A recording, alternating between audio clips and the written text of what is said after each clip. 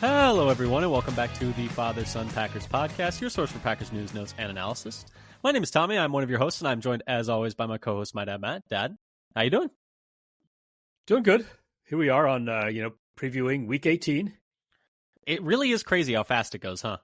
Yeah. The season really just flies by. It's crazy that it's already Week 18. It feels like just yesterday we were previewing Week 1 in Brazil. But like you said, we're here today to preview the Packers' final regular season game in Week 18. Isn't it crazy how fast it all goes by? Yes. And especially I feel like my fantasy teams mostly came crashing down at the end. Well, that should be familiar for you. I won 13 weeks in a row before losing the final. That's the tough one. That's why you got to get a loss in there, in the middle to break it up, because the pressure starts to mount. The more you win in a row. I guess my team I cracked. Yeah. It's like going for a perfect season. Like when you're perfect, it's too much pressure. It's good to have a little loss in there somewhere. And I could have had a different starting lineup and won. So I guess you could say I cracked under pressure. That's pretty brutal. But we are here today to talk a little bit about the Packers' upcoming game against the Bears, Week 18 in Lambeau. Should be a good game. But, when we were thinking about previewing this game, we were thinking about, this game, as in terms of results, in terms of, the actual approach to the game, is probably not that informative. It would not be as useful an episode, in our opinion, to do the usual, like, oh, what are the good matchups? What are the tough matchups, et cetera, given that, the Packers have already clinched a spot in the playoffs. Their path looks like it's probably going to be set for them. So instead of doing our usual preview with, our normal pieces, we decided that it might be better and more informative to do this through the lens of what we want to see the Packers do in this game so that they are better prepared for the playoffs. And to treat this game almost as a bit of a, take this game, try some stuff out. Matt LaFleur already said that they're going to play the starters in this game. It's unclear how much they're going to play the starters in this game, but they are going to play the starters in this game. And so we decided to, take it from that point of view. And Dad, it looked like you wanted to chime in there. What were you going to say? Oh, I was just going to say, if you really want to feel dirty, Packers fans, you can root for the Cowboys on Sunday to beat the Commanders. Yeah. But we won't know ahead of time. That's the thing. The games kick off at the same time. Yeah, so the situation there is if the Packers beat the Bears and the Cowboys beat the Commanders, the Packers would then move up to the 6th seed and play the Rams in the first round. If things currently stand, i.e. either the Packers lose or both the Packers and Commanders win, the Packers would be the 7th seed and then have to travel to Philadelphia, which is a tougher matchup than the Rams. Both teams very good, but Philadelphia a stronger team this year, just based on what we've seen. There might even still be a chance that the Buccaneers finish ahead of the Rams. Is that true? That's a good question, and I don't believe so, though. I think the 3-4 is already set, but I could be wrong. But like we mentioned, we felt like it was going to be more informative to focus, instead of focusing on like, oh, what are, you nervous about? What are the exploitable weaknesses of the Bears? We're going to focus instead on stuff like, what do we hope Green Bay, tries in this game? What do we want to see Green Bay prove in this game? What are some things from the Bears' point of view that would be good tests for Green Bay? Like, what are some things that the Bears do well that the Packers could then, if they can get going against this version of the Bears team, that could then translate to the playoffs. And so that was kind of our thought process beyond it, given the fact the Packers have a playoff spot already. But Dad, any other thoughts, or should we just get into it and start talking about the injury report? I just want to bring up, how much disrespect are we giving to the Bears? Just saying, this is what we want to work on as our prep for the playoffs. It's like a scrimmage. At least we're playing our starters. I mean, there was always the scenario we treat this just as a bye and don't play anyone. So at least there's some respect there. And like I mentioned, I think the Bears present some really good tests for Green Bay in certain areas where, they are good at things that the Packers are going to have to be good at beating in the playoffs. And so I think playing the Bears this week, it's not disrespectful to the Bears to view this as a playoff type, warm up, because I think it's, demonstrating that they do some things at a high level that I think the Packers are going to have to prove that they do well at, if they're going to want to make some noise in the playoffs. But Dad, like we mentioned, we might as well start off with the injury report here, huh? And just, get through it, because it's not great. It's not amazing. Yeah, it didn't get as good as I was hoping during the week. Yeah, and to be kind fair, of stalled out a little bit. Yeah, and to be fair, they're probably taking it easy with a few of these guys, given the fact that they are probably set in their playoff spot, probably going to be the 7th seed. And any guys with things where it's like they could push to go, I'd imagine they're just going to take it easy. But on the Packers side of the injury report, we do have a few. Several players out. First is Jair Alexander, which we talked about the other day, looking like he's going to miss the rest of the year. Although there is a small chance that if the Packers make the Super Bowl, he could return, but not looking good for that. He had a minor surgery. It sounds like it was a scope. They got scoped. I don't know. I don't think they said exactly what they did when they scoped. Just that he got scoped. Yeah, but knee surgery. Better that it sounds like it was arthroscopic as opposed to having to, go in there, open it up or anything. And then, so moving down the line, he's not going to play, obviously. Quay Walker also out in this game. Evan Williams also out in this game. We already knew about both of those. They've missed for the last few weeks. Walker with an ankle, Evan Williams with a quad. Hopefully, looking forward to next week. Hopefully we'll have them back, but we don't know yet. Those are two just to keep an eye on. Zane Anderson also not going to play in this game, and Andre Dillard also not going to play in this game. Both of them dealing with concussions. Anderson suffered his last week against the Vikings. Dillard was a few weeks ago now, so that's something to keep an eye on. Hopefully he's okay. It was in practice, I think, before last game. Been like a week and a half, or is it? I think it was before the Saints game. Was it longer? I think he's missed 2 games with it now. But yeah, so tough there. So multiple players out. If you want to double check that for me while I just go through the rest of these. And then questionable, Christian Watson and Brenton Cox. Christian Watson was limited on Friday, so he's making his way back from that knee injury that caused him to miss last game. So that's at least good to see him, ramp up. I'd be a little surprised if he played in this game, given the fact that it sounds like it's going to be a bit of a game time decision. They might just let him, give him another week and, try it out again against, whoever they're playing in the first round. And then Brenton Cox, he had been dealing with a foot injury, so good to see him at least questionable that's not something that's super major. So that's at least good. And then moving on to the Bears side of the injury report, they're going to be missing a few players in this one. Their starting guard, Tevin Jenkins, is going to be missing in this one. That's going to be a big blow for them along the offensive line. One of their backup running backs, Travis Homer, is not going to play in this game. And then safety Elijah Hicks, who is actually in their top 3 in snaps on the year, is also not going to be playing in this game. So a few players dinged up for the Bears. Dad, any news on that Andre Dillard thing? Yeah, so the Dillard, he actually, before the Vikings game, okay, he practiced. He wasn't listed with an injury on Wednesday before the game, and then he was on Thursday. Okay, so it must have been in those with a practices. limited. So it may have occurred during the Thursday practice, since that was a limited, not a DNP.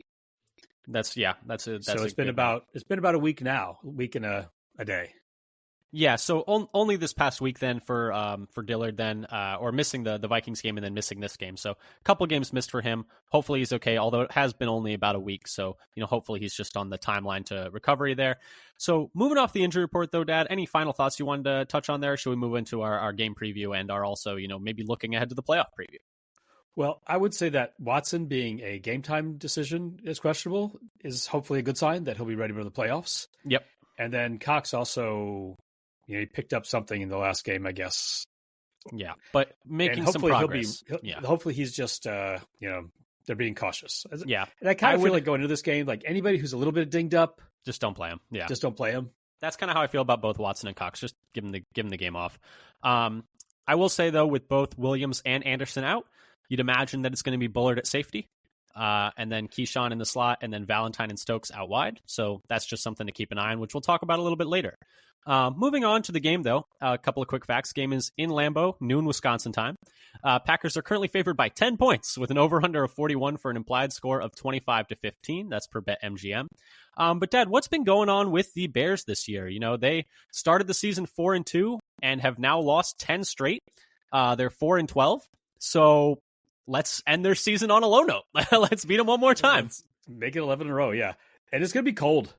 It is. It's going to be like the low is going to be 6 and the high Woo! of 22. All right. I love it. That's some NFC North football, baby. Coming through. What is it going to be? A kickoff? It'll be in the, maybe it'll get up to 20. Maybe it'll be in the teens. Yeah. It's not going to be dark out at least. But yeah, it's going to be nice and cold. At least not a night game. Yeah, exactly. Although, hey, I love cold weather games when I'm not out there standing around. So I mean, we were there when it was like 5, 14, and then the sun went down. It's like, yeah, whoa, okay. You can really feel it when the sun goes down. Sunshine makes a warms difference. the planet. Oh yeah, you can tell when you're out there. But so what's been going on with the Bears this year? I mentioned they've been on a bit of a losing streak. Hopefully we can seek to continue that and end them on let's just pile on that misery. Let's end them on an 11-game losing streak. That'd be really, really fun. They've fired both their offensive coordinator and their head coach as the year's gone on. It's been a rough one for them. And the thing is, the last time we played them was right off of their head coach firing. Or no, right off of their offensive coordinator firing, I guess, huh? Yeah, that was when we last played them. It was right, because we were Thomas Brown's first game. Be a change with him at OC. And I think actually Jeff Hafley mentioned that during his presser this week. It's like, yeah, when we played them last, it was their first game with the new OC, so we were seeing some new things. So we'll see, how they adjust to that. But what's been going on for the Bears? What have they been doing well? What have they been not doing quite as well? How are they ranking amongst teams this year? So offense, they're kind of struggling. Yards per drive, they're 29th. Points per drive, they're 27th. Okay. So it's not great. Efficiency of production on offense is not great. Green Bay is 11th in yards per drive and 8th in points per drive for comparison. Yeah, just for a point on defense, it's a little better. They're 21st in yards per drive, so still bottom third-ish, and 27th and 15th in points per drive. So doing a little bit better the points per drive than the yards per drive. On defense, Green Bay is 11th in yards per drive and 6th in points per drive. Yeah. So, the defense is better than the offense. Not elite, but better than the offense. Yeah, and, they're coming off of a Thursday night game, so they're going to have a little bit of extra rest. That is one thing to keep in mind. They got like the mini bye going into this one. They just recently lost to the Seahawks 6-3 on Thursday night. Really low scoring game. Yeah, I honestly had almost forgotten about that game. I was like, that game was such a snooze. Oh, it was a Thursday game. It was the Thursday game after it was two the most. Christmas It was one of the most too. Thursday of all Thursday games. And it's like you had already had your football appetite kind of like whetted a little bit by having two Christmas games on a Wednesday. And so the Thursday night game the next night, and it was a terrible game. That's like the recipe for just complete, like memory black hole, that thing. Like that's not even like, why do we even have this lever? Exactly. That game is so deleted from everyone's brains in the collective, football sphere. But let's start talking about this game in a little bit more detail. And we mentioned, that the Packers were, a lot of this, we were going to be focusing on this from the point of view of what we want to see from the Packers in this game so that they can get ready for the playoffs. Not to overlook the Bears in any way, but more just in the sense that the result of this game, so I would say the results of this game in terms of win-loss for the Packers, seeding probably doesn't matter because I think we can safely assume the Commanders are going to beat the Cowboys. More so, I think this game matters for momentum for Green Bay. Green Bay needs to win this game because you can't go into the playoffs going 0-2 in your last two games and losing to a reeling Bears team and going 1-5 in the division on the year with your only win being on a blocked field goal as time expires. That would be miserable. So the Packers need to win this game for momentum and for a whole host of other reasons. But the Packers also, I think, need to win this game in the right way in terms of getting themselves ready for the playoffs. But Dad, let's start off with, normally we would say, hey, this would be our hey now play nice. This would be when we talk about, what the Bears team does well, from a general standpoint. But in this one, let's talk a little bit more about what are the challenges that the Bears present that are good tests for Green Bay heading into the playoffs. What are some things that the Bears do well that are good, reps for the playoffs? So I may have stretched the definition of what the Bears do well here. I was more focused on what the Packers need to work on. And for me, it was like, can the Packers get quick pressures? So although the Bears give up the 5th highest quarterback pressure percentage on the year, according to NFL Pro, and the highest adjusted sack percentage adjusted for opponent, according to FTN Fantasy, they actually only give up the 20th fastest time to pressure. So actually in the top third in preventing quick pressures. So you could maybe, when you see these kind of numbers, usually those sack numbers go right at the feet of the quarterback. Mm-hmm. And meanwhile, Green Bay is only 16th in time to pressure on defense. So basically right in the middle of the league. So I would like to see, so if you look at their rankings in time to pressure, defense versus offense, the Bears are actually higher than the Packers are, and being toward the top of that ranking for those stats. So I'd like to see the Packers working on, can they get quick pressure? Can they affect the offense more quickly than they have been doing instead of these sort of slow burn pass rushes? Yeah, because that's kind of been the recipe for the Packers. I mean, we just saw last week, no quick pressure against Sam Darnold at all. He was able to hold the ball the whole time. So it would be good for the Packers, have a bit of a bounce back there from the front four, from the pass rush, and from, just any kind of pressures that they can create schematically as well. I think that's a very good point because they have been hit or miss doing that, I would say, is fair to say this year. Go ahead. One thing I wanted to add that I didn't write down, I want to pay attention. Hopefully I can pay attention and not just get too caught up in the emotions of the moment. How they're rushing the passer. How much are they like gaming it up, doing stunts and motion? How much they're doing simulated pressure? How much they're just going, beat Straight the man, up 4v4. straight up Yeah. 4-man rush and beat the man across from you. What I'm is going to be their strategy here? I'm curious to see if they maybe do a few more 5-man fronts. They did a little bit of that versus the Vikings. They weren't very good at it in that game. But I do think that maybe that might be an avenue to try and get some more one-on-one matchups for their pass rushers. They've done some things where they bring McDuffie down to the line of scrimmage. They brought Cooper down there a little bit. Jeff Hafley said in his press conference this week, he's like, yeah, we've been doing some things with Cooper, like slightly differently this week in practice. We'll see if we show it this week. And I'm like, is that bringing him down to the line of scrimmage a little bit more and trying 5-man up front? I don't know what it is, but it could be that. But yeah, I wonder if they try a few more 5-man fronts. Yeah, I'm interesting. So you think more like walking up one of the linebackers rather than going with a true fifth lineman? Yeah, 3-4. No, yeah, I don't think they're going to do anything quite that drastic here at the end of the season, but I could see them walking a linebacker up that much. But yeah, but they've although done a little bit. Desperate times, desperate measures. For me, though, the thing that I want to see the Packers, I think is a good test that the Bears present is going against a couple of really good corners, whether that's, Jalen Johnson, Kyler Gordon. Those guys are quite good. So unfortunately, the Packers probably won't get, the tests against man coverage that we would like in this game. Although there's always the chance that, the Bears see what the Vikings and Lions did and are like, hey, we'll go against tendency. We'll play a bunch of man. But overall, per PFF, they only play man coverage about 19.8% of the time, which is 27th in the league. Again, always the chance that they, vary it up and, see that the Packers have struggled against man and play a bunch of man. But either way, I do think, going against some really good corners, like I mentioned, Jalen Johnson, Tyreek Stevenson's also quite good as an outside corner, and then Kyler Gordon as well. All pretty good corners. I would like to see the receivers have a good day against those guys, and be able to win some one-on-one matchups that they were not able to win last week. Whether that's Reed having a good day, Wicks having a good day. I'm looking at those two specifically because I think both of them, I would say, probably disappointing seasons if we set it right now. I think I saw something that was like Reed only has about like 200 yards over the last 2 months. Like it's been a really tough end of the season for him, and so you'd like to see him get going and win some of those one-on-one matchups. You'd like to see Wicks get going, win some of those one-on-one matchups. But that's definitely something where I think this is a good test for Green Bay in terms of going against some top-level corners, having your receivers get those reps, get those tests, and I'd like to see them succeed there. Yeah, the funny thing, I'll get some more notes on Reed later, but when you look at the year as a whole, it's not bad, but it has been a rough 6 or 7 weeks now. Yeah, it's been pretty not so productive.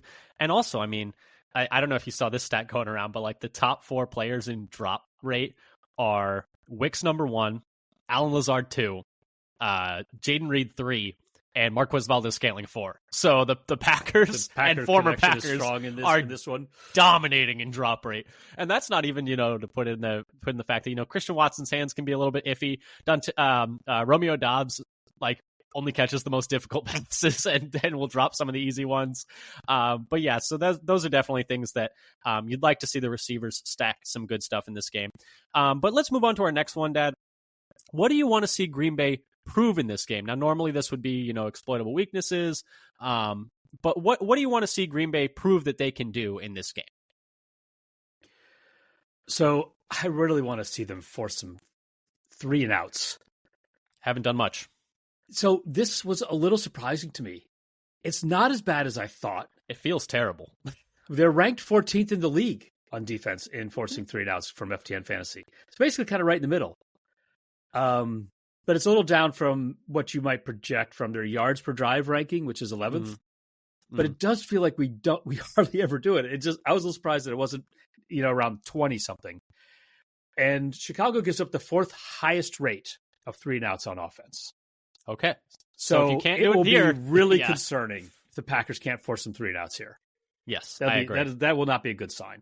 One thing I did not parse out is whether that rate of 3-and-outs has gotten progressively worse as the year has gone on and being carried by some 3-and-outs earlier in the year. And that's why those have faded from our memory now. And it seems like it's worse than it is.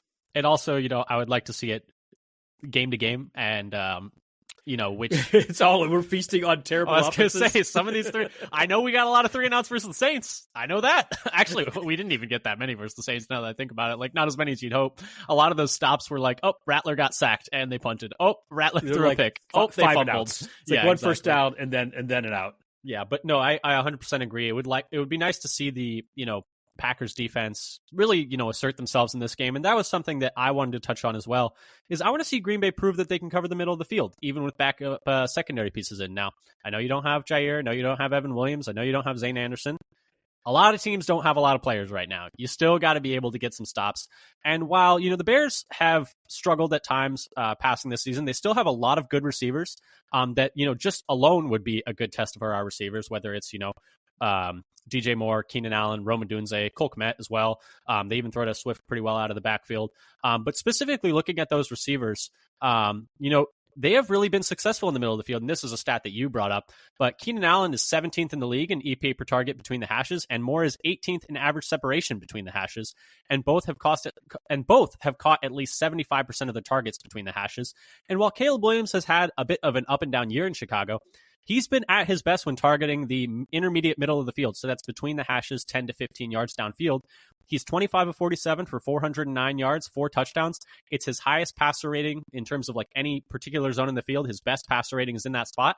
And that's where Green Bay has struggled to guard the middle of the field, whether it's against the Vikings, whether it was against the Lions.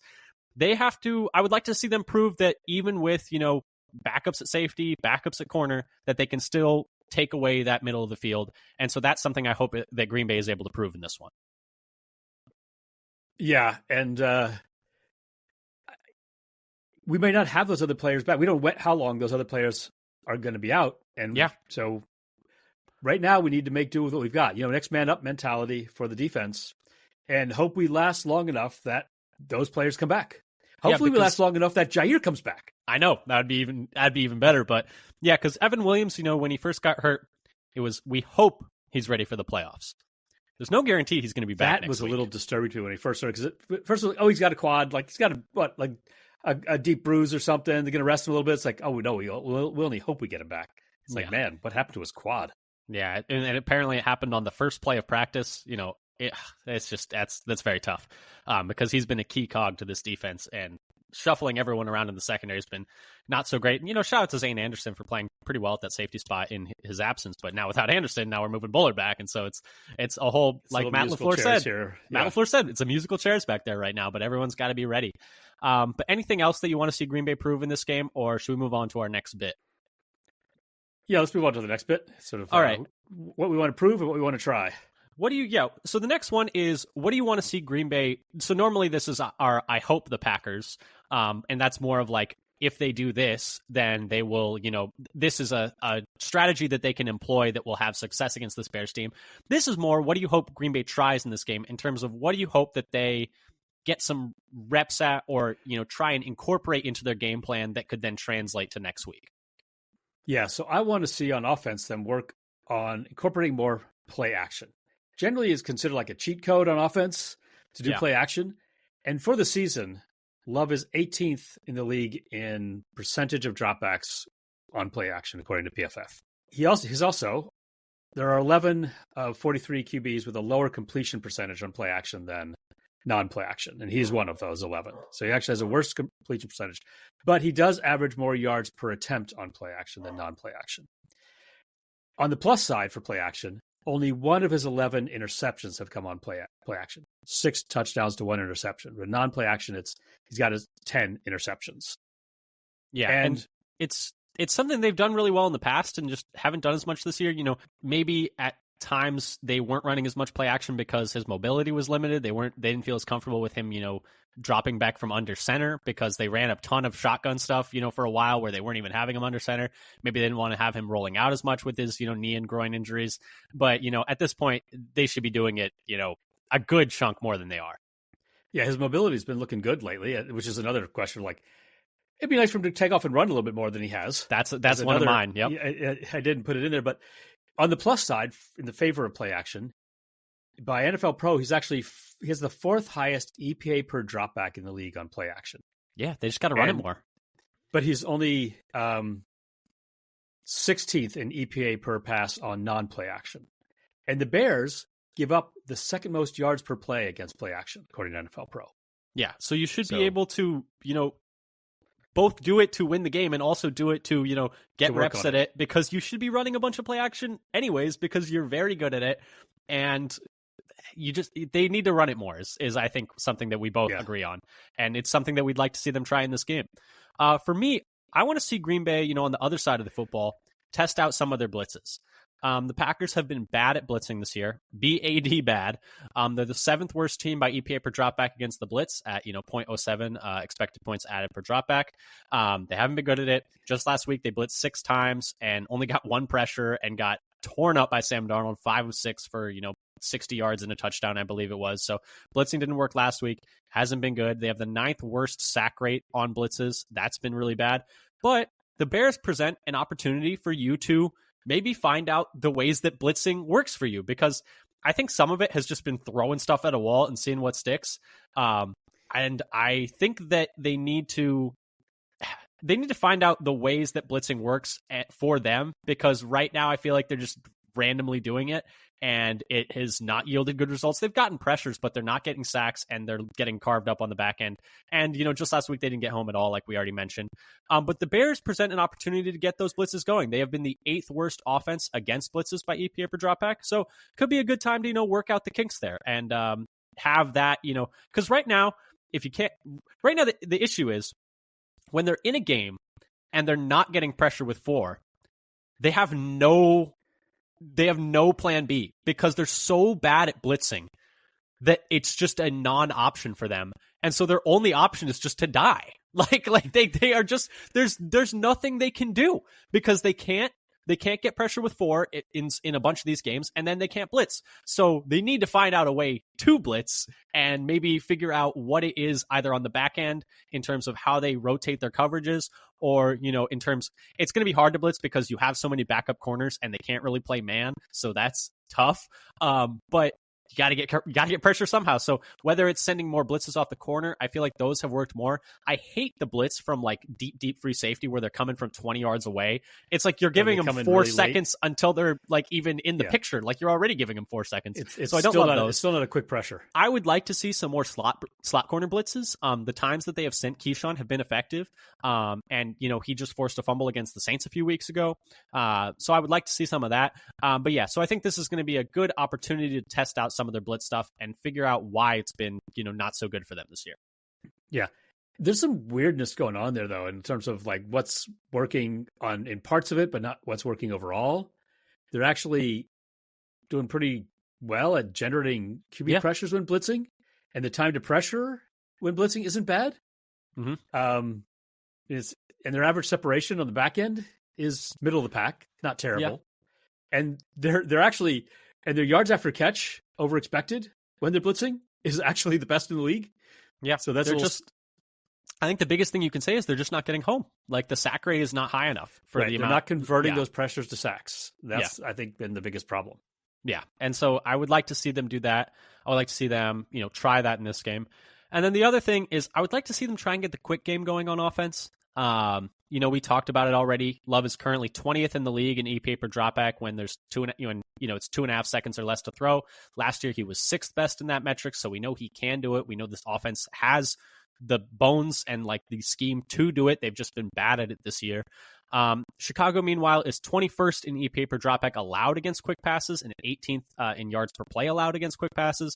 So it should be a defense where you can do that kind of stuff against them. I want to see them get back to doing that a little bit more, because they've just not been good enough at it this year. And I think it has led to what has felt like a disjointed passing game where it's a lot of chunk plays, it's a lot of deep passes down the field, but you're only hitting like 1 of 3. And so everything feels out of rhythm in the passing game.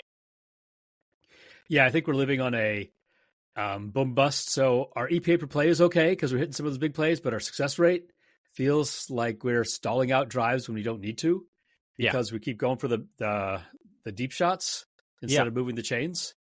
And I think we need to get that quick game going to combat some of the high blitz, fast pressure defenses we've been facing. and high, stack box things and just getting absolutely peppered with man coverage and like 8 men in the box and just daring you to throw. Like Matt LaFleur talked about, when they played the Lions just dared them to throw against man coverage, and they weren't able to do it. And part of that is the receivers need to separate, and it's not just a quick game thing, but I think getting some of that quick game stuff going could maybe help loosen up a little bit up front. Yeah, I think a little bit more of sort of mesh concepts or bunch formations or something to get receiver open quickly. Not screens. The receiver screens have not worked. Maybe not that screen way out in the flat over all the way by the sideline. They are going to throw a pick six on it. Because I feel like they've been this close. The defense always seems to see it coming. They've been this close to throwing a pick six on it like 3 times. Oftentimes, I just feel like the receiver who's out there with, it's usually Reed catching the screen. The receiver who's out there with them is just whiffing the block a lot of the time. And I think part of it is there must be some kind of tell because the guys seem to get a jump on it really quick on defense. Yes. And so the receiver doesn't even have a time to get set to block his man. I don't know what it is, but maybe just don't throw those for a while because it's going to cost you 6 points straight up at some point. But that does kind of, lead us into our next section, which is what do you not want to see Green Bay try in this game in terms of how they approach this game going forward? So I know it's going to be tempting, but I would rather they don't just run the ball down the Bears' throat the whole game. The Bears are bad. They can do that. At defending the run. Yeah. You can do it. But I want to see them mix up some passes, especially early in the game, to get the passing game going. I think we've had these, and not just deep shots. I mean, we had like the last game. We ran the ball well, and the next possession, we just bombed it downfield 3 times. Yeah, hated that. They got nothing. Hated that so much. It's like they fumbled and then they're like, we're not going to run the ball. We're not going to mix it up. We're just going to take some deep shots. And I get that you need to throw on first down sometimes, and that's actually part of what I'm going to talk about as well. But, you don't need to throw 3 straight, 20-yard bombs down the field. And that's on LaFleur and Love. That's on both of them. Yeah, so I want to see a little bit of the quick game, the quick passing game mixed in with the run game, and not just say, well, we can win this game by running it every time. Yeah, it's like you can, but is that really going to help you? Best thing for your team? Is that really going to help you get momentum going into the playoffs? Is that really going to help you fix some of the problems that you have on offense and have had on offense for a majority of the year? Not really. Like, we know you can do that. Like, that's not the problem with the offense. Like, see if you can use this game to fix some of the problems. And so that's kind of something that I wanted to touch on as well, is I don't want to see Green Bay just run on early downs. This is very similar to what you had, but specifically early downs. Green Bay currently runs on 63.6% of first downs, which is second most in the league, and 48.8% of second downs, which is fourth most in the league. Their success rate on those runs is 13th best on first downs and 8th best on second downs. But they hardly ever pass on these downs, even though, their success rates are pretty good. They're 16th best in the league on first down success rate passing the football and 6th best on second down. But they just don't do it hardly at all. They run it almost every time on first and second down. And so you just like to see them, get going a little bit on those. They're not very good passing the ball on first down. You'd like to see them be better with that. I think, maybe getting the quick game going would help with that a lot, which they have not been good at this year. And so those are the things that I would like to see them do, is find out, it's kind of an extension of, I want to see them get the quick game going. Don't just run the ball early on first down and second down. We know you can. We know you're good at it. We know that's what you like to do. But at some point, you're going to need to pass on first and second downs. So please get some reps there this week, because you haven't been good at, like, you've been fine at it. You need to be better at it. 16th best in success rate on first down passes is not good enough. Yeah, and there are elite run defenses in the NFC that you have to get through in the playoffs. Yeah. You're not going to be able to just run the ball at will against the Vikings. You're not just going to be able to run the ball at will against the Eagles. You're not going to be able to just run the ball at will against the Lions. Like, you're going to need to get things loosened up by passing successfully on early downs. And if their choices are, getting run up the gut by, Josh Jacobs in that run game, or it's like, hey, they're about an average offense in terms of success rate on first downs passing the ball, we'll take that. Like, we can beat an average offense. Like, you need to be better than average at that. But yeah. Anything else you don't want to see Green Bay try in this game, or should we move on to our next section, which is don't take your eye off that guy? I think we both have some fun ones for that one. Yeah.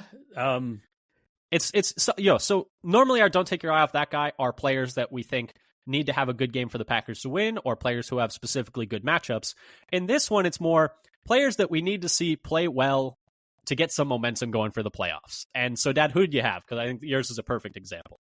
Yeah, so I'll be keeping an eye on Jaden Reed. despite seeming like he's had a really quiet year, just because of lately, Reed still leads the Packers in receiving yards at 809. So I was a little surprised with this. It's like, oh wait, I thought he was doing worse than this. Yeah. And he's and also receiving yards per game. But his receptions, total receptions, and total targets and receptions per game are both down significantly compared to last year. He's also only had one game over 35 yards out of the last 7. Yeah, it's been a really rough stretch for him in terms of, a lot of drops, a lot of, not quite getting off of man coverage. It's been tough for him. But he's still 13th in the league amongst qualifying wide receivers in EPA per target, and he's 23rd in yards after catch over expected per NFL Pro. He's 5th in the league in average yards of separation per target, but he's only 52nd in the league and 4th in the team in targets per route run. So he's not getting thrown the ball. He's running a lot of cardio out there. Now, one thing that's kind of interesting when we talk about, how the Packers are doing against man coverage, Reed is actually 4th in the league in yards per route run against press coverage. Despite only but on the flip side of that, he's only being targeted on 16.3% of those routes, which is 65th in the league. Yeah. So he's not getting targeted many of those routes. So he's actually getting enough yards to have. That essentially what that means if he has a high. Shots. Yeah, he's hitting deep shots against press coverage, which is, I think, that's good, but I think it, is part of the boom bust nature of this offense. You're not having a high success rate on a route to route basis against press coverage, but you're hitting a few shots, which is still, I think, not quite where you want to be on offense. I think it's a dangerous place to live in. Yeah, it's like we're just going to hit hopefully bombs. Hopefully, going to hit some of these bombs each week. It's a way to have drives stall out. Yeah. And he's really struggled in the last 2 premier games against Detroit, Minnesota, where he had like 1 catch and 0 catches in those 2 games. But it's not like he can't perform against the top teams. In the first 3 tough matchups against the Eagles, game 1 against Detroit, and game 1 against Minnesota, he averaged 130 yards and 5.3 receptions per game. Yeah. So he actually played really well against them in the first half of the year and has really kind of stalled out and not done much. Is it scheme? Is it, usage? Is they not using him enough? Are they not scheming him up enough? Are they not looking for him enough? I know against the second game against Detroit, where he had like 1 target, no catches. Yeah. They didn't have on the field enough. Yeah. That was a big one. And Matt LaFleur talked about after that game, he's like, yeah, we were getting into some heavier stuff, and we need to find a way to, have him out there in those 2 receiver sets, which is true. And then in this past game, he had 4 targets, only 1 catch. I think part of that's on him. He needs to catch that 4th and 2, and he knows it. So yeah, that 4th and 2 that hurt. Yeah, that was a tough one. Would have been a hard catch, to be fair to him. Would have been a difficult catch. It was out in front of him. He needed to die for it, but he got both hands on it, and he'd tell you he needs to catch that. But yeah, he's definitely someone who you'd like to see have a good game here, get some momentum going into the playoffs, because if he's not he's one of the most important weapons on the entire Packers offense in terms of what he's able to bring from a speed point of view, what he's able to bring from a yards after the catch point of view. He's a deep threat and an underneath threat.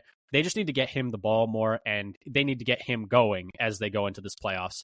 For me, the player that I wanted to highlight, though, is on the other side of the ball, Javon Bullard.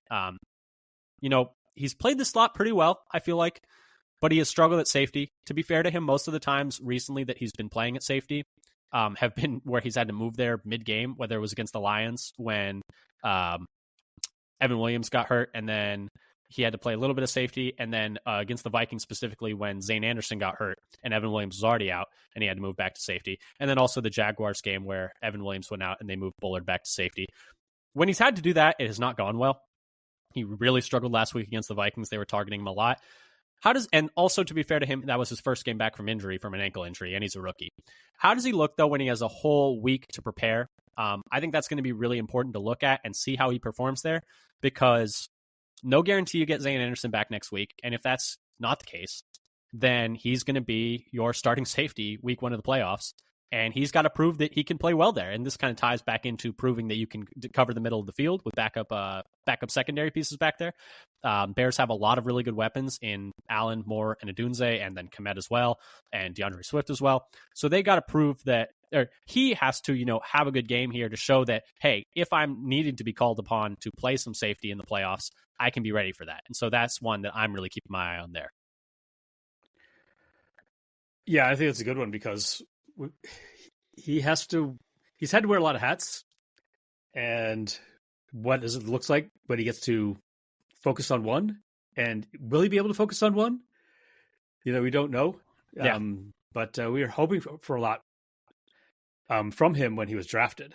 Mm-hmm. Yeah, we were both very high on him, and he's been up and down, I would say, this year. He's had some flashes, but he's also had some miscues and fell behind Evan Williams early on. Yeah, not really though. They kept him really good. They kept him as a starter. I wouldn't say fell behind. But he was still Evan playing Williams. a lot, right? We went through a stretch like, oh man, we're getting so much out of our defensive secondary from this year's draft. This is amazing. Yeah, then, I think they just decided that they wanted Evan Williams on the field more than they wanted. All the time. But I think it wasn't about Bullard. It was more just, hey, we want Evan Williams on the field more than we want Eric Stokes on the field, because they moved everyone else around to get Evan Williams on the field. They kept Bullard on the field in the slot. They moved Keyshawn out wide, and they kept Jair out wide. I think it was more just like, hey, Evan Williams is better than Stokes or Valentine. Good. Yeah. And not necessarily about Williams passing Bullard, but yeah. And I think it's been hard on Bullard to have him pretty much playing two positions, 50-50 wherever. And so I think maybe they've overloaded him a little bit. And I guess we'll see how he looks with a week to prepare at that safety spot. But that does kind of lead us into overtime, where you have something on Bullard as well that you want to see in this game. I do have a little overtime, and since you kind of took, I realized afterwards, like, oh, this is exactly what you had. But the same idea of, he seems to have struggled to switch mid-game, which he had to do a couple times, prepare all week to play slot and then move to safety. Specifically the Jags game and the Vikings game were the two. Yeah, so will he look better if he does a switch, or will they look for something different? They tried earlier not to move him back to safety and put Zane Anderson there. And he did well, but now Anderson's hurt. Now Anderson's also hurt. And I don't know if there's anybody left who could go in at safety and leave Bullard in the slot, which seems in some ways to be their preference, to have Bullard at the slot and Keyshawn and either Valentine or Stokes at the outside corners. But I don't know if there's a man left standing that you. I mean, your other option is Katana Oladapo is like your only other option at safety. Like there's not really anyone else even on the roster that you could play. I mean, your other options are maybe playing Rochelle back there, maybe moving Nixon back to safety, but I don't think that they want to do that. They've shown no interest in doing that. They could elevate Omar Brown off of the practice squad, but that's not something I think that they're going to do. And so it's pretty much like it's Bullard or Oladapo who's played like 10 snaps all year. So I feel like they're just going to go. They're going to have to go Bullard back there at safety as long as Anderson and Williams are out. Yeah, I think so, because they don't know if they really have any other good option. I kind of liked Omar Brown when he was coming out of college. Nebraska, is that right? Yeah, Nebraska. But he hasn't really put it all together yet. He's a practice squad player. I mean, it would be a full-on desperation move to... Yes, I don't think they're that desperate yet. No. So the other thing I put in terms of overtime is Carrington Valentine. I mean, I think he looks like cornerback. Cornerback one, if you put Keyshawn in the slot, I guess. Otherwise, Keyshawn's cornerback one. I think overall, Valentine's look better than Stokes, but they've both actually been doing pretty well the last 6 weeks. Mm-hmm. If you look at just coverage grade amongst all qualifying league cornerbacks, they're both in the top 10 over the last 6 weeks in coverage grade by PFF. The issue is you're forced to play a lot of zone coverage with those guys because you don't really have... I don't think you trust them to just man up on, let's say they're playing the Eagles next week, A.J. Brown and Devontae Smith, or even the Bears this week. I don't think you trust them to just straight up man DJ Moore, Rome Odunze, Keenan Allen. Like, I don't think that's it. Just limits the flexibility you have on the back end. Yeah, this is the thing I think we saw a little bit against the Vikings. Like, you need so much help, that it then opens up Jalen Naylor. Yeah, exactly. I mean, the first touchdown that Naylor had was because McKinney was creeping up to help with Justin Jefferson. And that's tough.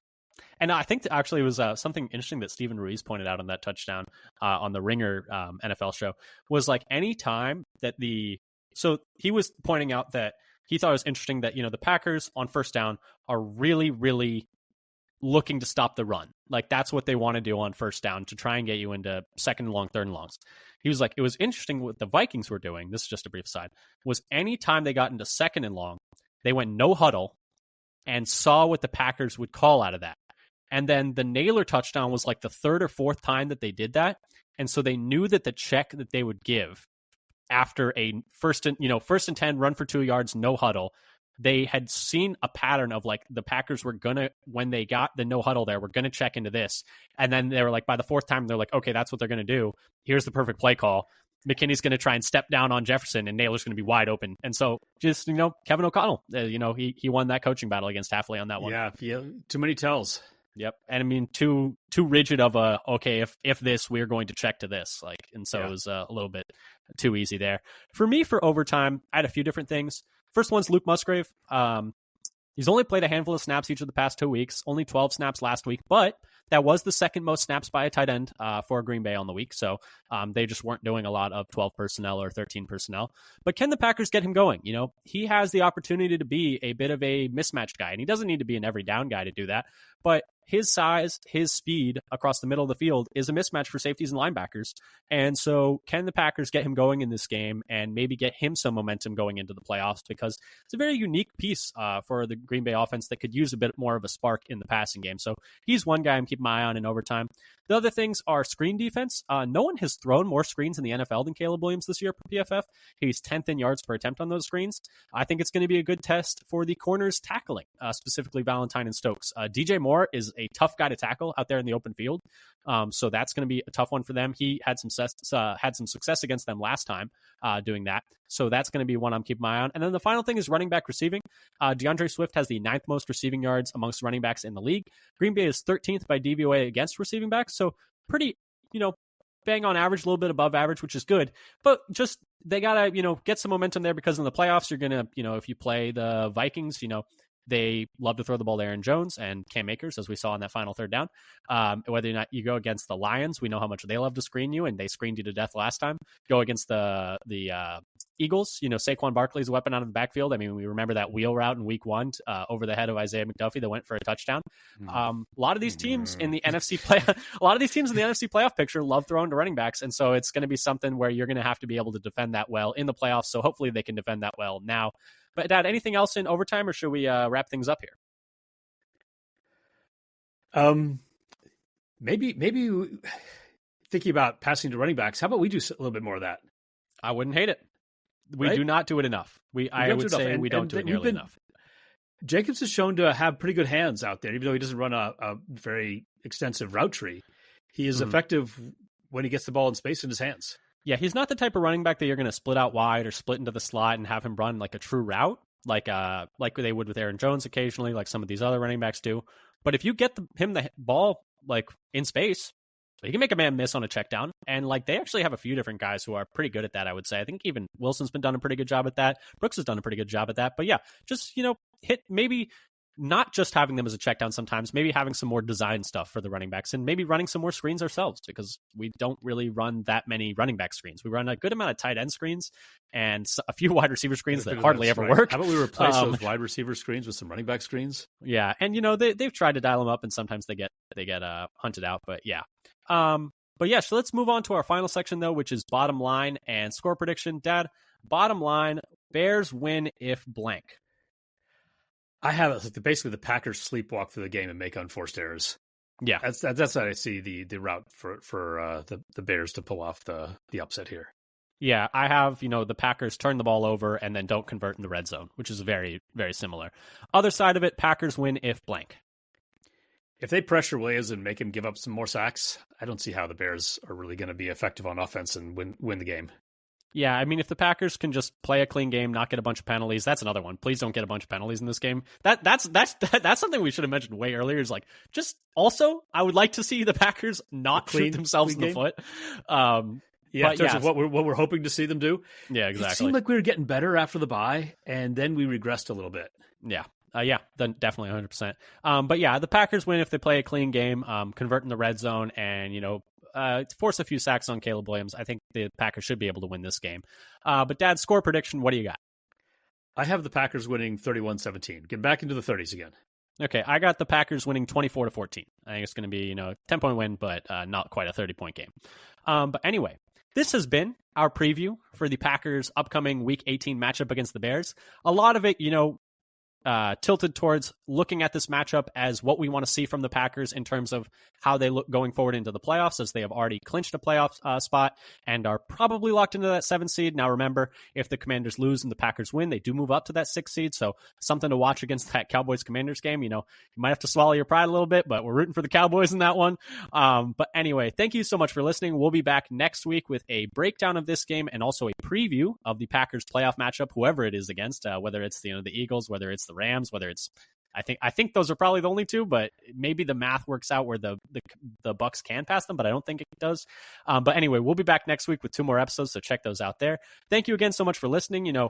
Check us out on Blue Sky at FatherSonPacker and on Twitter at FatherSonPacker. Tweet out whenever we have new episodes, Packers roster moves, injury reports, etc., content from other Packers content creators we love, whole 9 yards. Subscribe on Spotify, Apple Podcasts, Google Podcasts, YouTube. Leave a comment, leave a review, tell a friend. We would really appreciate it. And until next time, go Pack Go. Go Pack Go.